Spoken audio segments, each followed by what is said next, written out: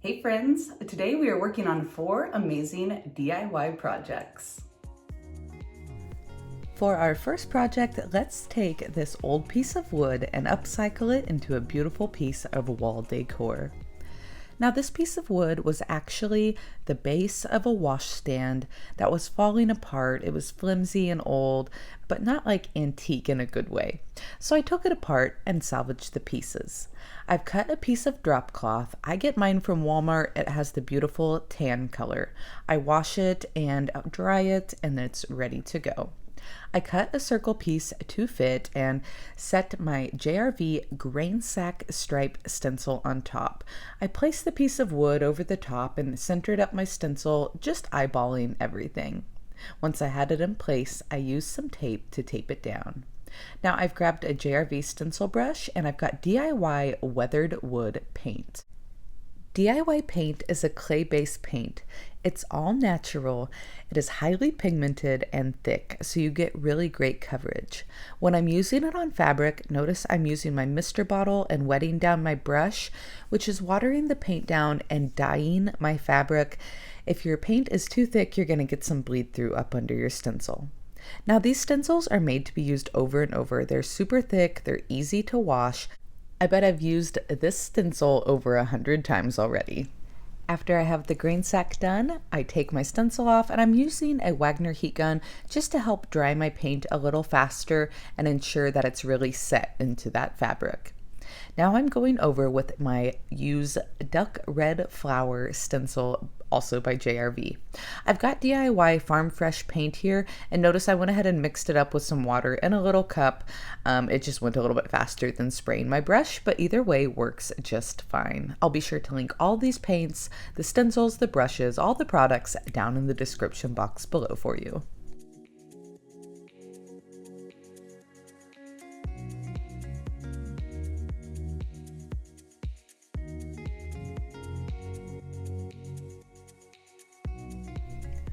What a beautiful, crisp image you get from those stencils.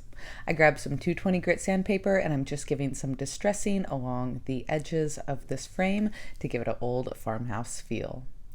To cure and set my paint into this fabric, I will take a hot iron over the top. Make sure you have no mist going on with your iron though, or it will smear your paint. And a little bit of hot glue around the edge of this frame. I take a nailless picture hanger, nail that into the back, and your project is complete.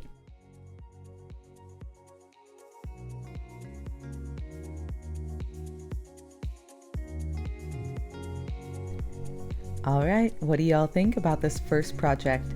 Would you have saved a piece of wood like this if you saw it? What would you have done with it? Leave me a comment down below.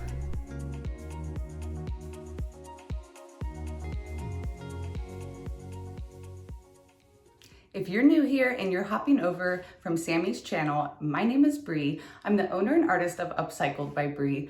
I love to go thrifting, junking, garage sailing, even some curbside finding. I take those finds and I upcycle them into beautiful home decor. I also retail DIY and Sweet Pickins milk paint, along with JRV, decoupage paper, stencils, and stencil brushes. All of my products, paint, and my flips can be found over on my site, upcycledbybree.com. On all of my social media is Upcycled by Bree. But I always leave all of that information down in the description box below so it's easy for you to find. So if you're new, welcome. If you're returning, welcome back. Let's get into these projects. Project 2 is a thrift flip. I thrifted this little box. You can tell it was handmade. It ended up at the thrift store, so we're gonna give it an update. Looks like they added a decal and built it by hand, but it doesn't really look quite finished in my opinion. So I grabbed Faded Burlap by DIY Paint and I'm applying it here with a Klingon F30 brush. I love these brushes. They're a synthetic bristle, which gives you a nice smooth paint finish if that's what you're going for. But my favorite part about them is they're super easy to clean. I just pop them in a cup of water overnight and the next morning that paint just falls out of the bristles. Once that coat of paint is dry, I ran it outside and used 220 grit sandpaper on my orbital sander to give it a good distress. Now I'm using my DIY clear wax. I love the clear wax. All the waxes are super buttery smooth, but this is just such an easy way to seal up your project. I used a brush and applied a nice even coat. You can see a little tonal difference right now. That's because the wax is currently drying. So as it dries, that paint will lighten back up. A little bit of hot glue, some floral foam, and Spanish moss to set the base for my lavender. And now I'm just using little bits and pieces left over from some lamb's ear and lavender picks to create this beautiful French country arrangement. Now to make that little added decal blend in a bit more, I am going to be using some of DIY's gold wax. It is called Golden Rule. It's that same great consistency and it is so pigmented. It is gorgeous. I start by applying just a little bit here with the brush to see what kind of effect I want, but then I decide I'm going to really go for it, and I get it down in all the little creases and crevices of that decal with my brush. Now I need a pop of color, so I grab my making powder, also by DIY Paint.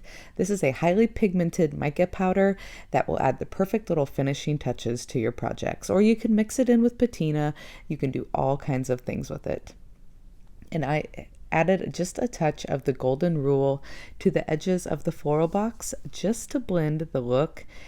And it's this perfect little farmhouse yet French country arrangement. What do y'all think? An improvement from the original? Leave me a comment below.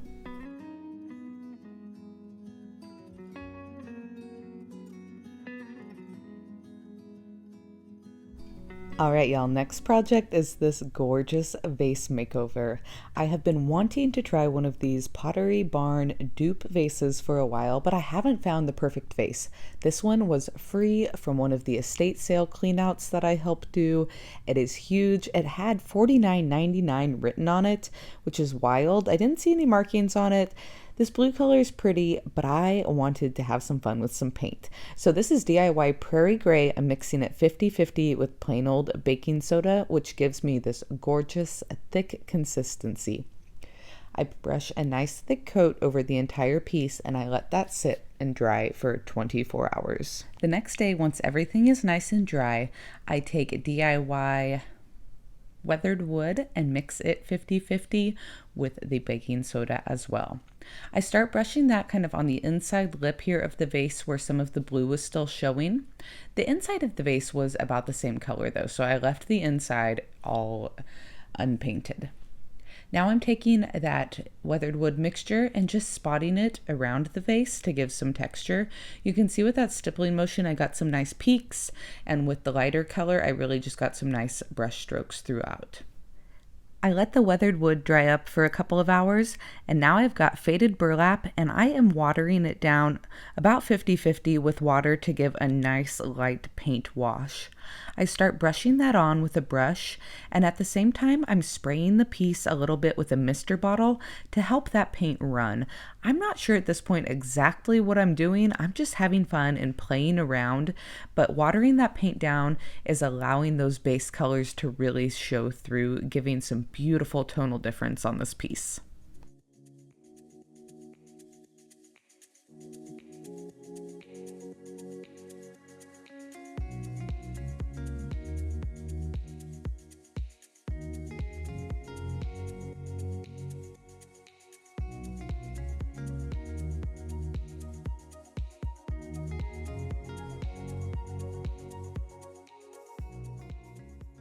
And here's a look once everything is dry. I am loving it. It's looking like stone, like cement. What a difference already.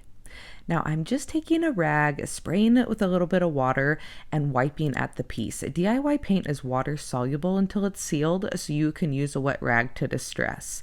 Once I was happy with the tonal differences, I'm going to use some clear wax to seal it up. I've got my DIY clear wax and a brush, and notice as I'm brushing it on, it is not pulling the paint off. It is not exposing that blue ceramic underneath because DIY wax is buttery smooth. It's not liquidy. It is thick enough. It's not reactivating that paint so much it's pulling it off. I'm obsessed if you can't tell. Now a little finishing touch with some dark wax and a chip brush. I'm going a little bit darker around the base and a little bit lighter at the top, but again, this is kind of just blending the darker and lighter colors and giving a really finished effect. Have you all used the DIY waxes before? Drop me a comment below if you have and let me know which colors you've used.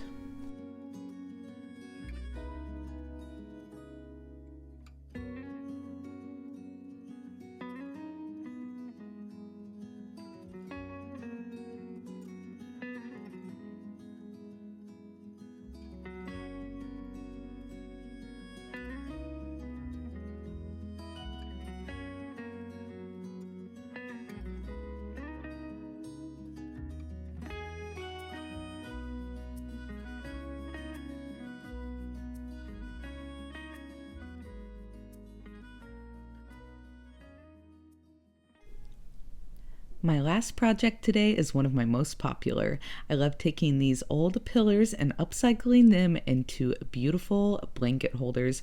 Honestly, this basket post could hold anything your heart desires. Rolled up towels, books, you name it.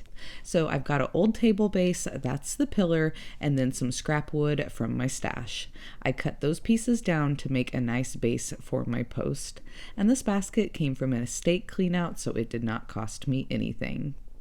I'm rounding out the edges of my wood here. I used some 60 grit to round off the corners, and then I used some 220 grit to sand off and even out the rest of the wood. That post had some stain on it. I'm going to use DIY Dark and Decrepit, which is a multi-use product. You can use it as a stain and as a transfer gel, lots of different uses for it. But I'm just going to stain up these pieces of wood. That way, when I paint and distress, everything has a nice, even look.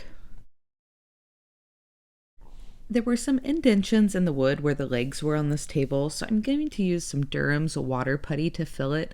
I like the water putty because it is not stinky. It's one step. You just mix the powder with the water. You can make a nice thick consistency and it dries fast. I spread that on and let it dry, and then I use some Zinger shellac to spray over the water putty and seal everything in. That way when I paint it, everything stays in place. After everything is dry, we will assemble the base. I take the smallest piece and I screw it on to my post. The bottom of it's unpainted, but that's okay because the bigger piece of wood will go on that and you won't be able to see it. I use a wood screw so I can countersink it down into the wood, a little bit of wood glue, and then place my bigger piece of wood on top.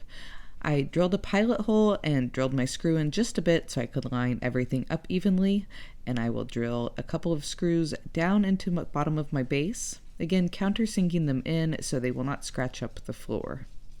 And here you have it, easy peasy blanket post base. Now I've got my DIY vintage linen. It's a beautiful crisp clean white, and I'm going to give everything a nice coat. One coat wasn't enough to cover the pillar as much as I would like, so I went ahead and did 2 coats of paint. Then I took it outside and put some 220 grit on my orbital sander. I'm going to smooth out my brush strokes and give all of the edges a good distress. Now to seal it up, I will go ahead and use my DIY clear wax and a brush and give everything 1 coat. Then I'll use a towel and wipe off any excess wax. I wanted to take one more step up on this post to make it look a little more antiqued, so I grabbed my DIY Decrepit Dust. This is a powdery dust that you can use and brush on top of the wax, and it will give it an even more aged effect. Have y'all ever used the Decrepit Dust before? There's also a white Decrepit Dust that looks beautiful over darker paints as well. Once I had everything waxed and decrepit dusted, I grabbed my basket, drilled a couple of pilot holes, and then using a washer, I drilled a wood screw down through the basket into my post, and it is that simple. Taking multiple pieces of salvage, a little bit of paint, you can get a unique finished effect.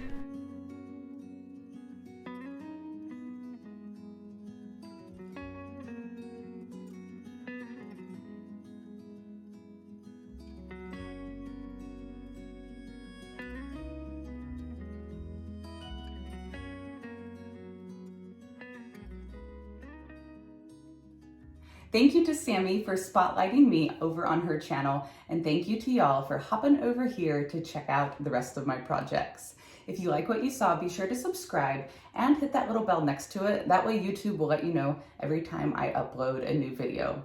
Again, all of the links to my site and my social media will be down in the description box below. And don't forget to hop over to Sammie's channel and check out my video over there if you haven't yet. Till next time, I'll see y'all later. Bye, friends.